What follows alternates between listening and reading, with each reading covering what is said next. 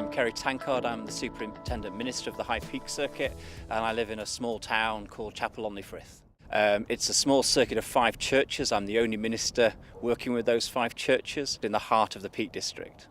I think the main focus of my ministry here is people. And so whenever people invite you into their lives, to special moments, that's what is truly exciting. We're sat on a hill. I presided over a celebration for a couple who wanted to mark 10 years of their marriage at a difficult moment in their journey because one of them's quite seriously ill. So these unexpected moments, these invitations are the thing that they are surprising and they're just a blessing and they're a delight and you just love them.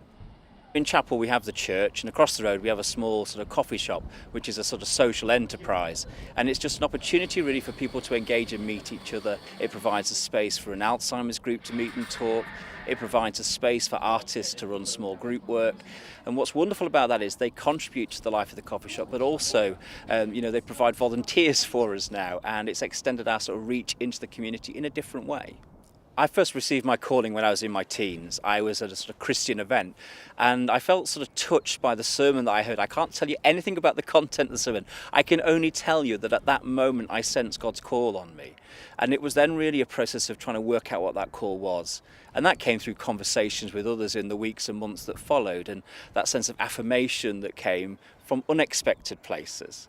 I then sort of did my A-levels. I was going to go off and do a degree, but thought, no, I'll go into work. Stayed there for a number of years until the moment came along when I was offered a promotion with my job, and I made the decision to turn it down because actually I needed therefore to explore what this call would be.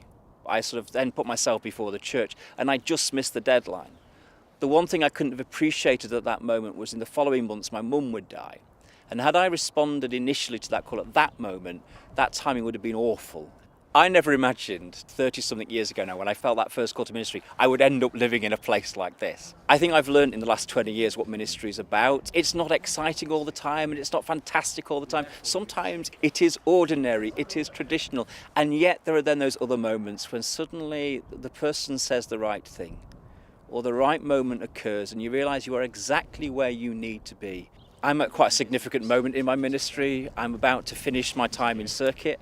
And also September I'll be a district chair in Yorkshire West. So for me this is a quite uncertain time. I don't know yet quite what it means to be a district chair. So for me the hopes the next few years are working out what that means.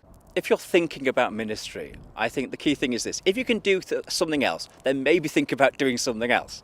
But actually if this is something that's not going away, then begin the conversations. You're trying to work out whether or not this is where God wants you to be.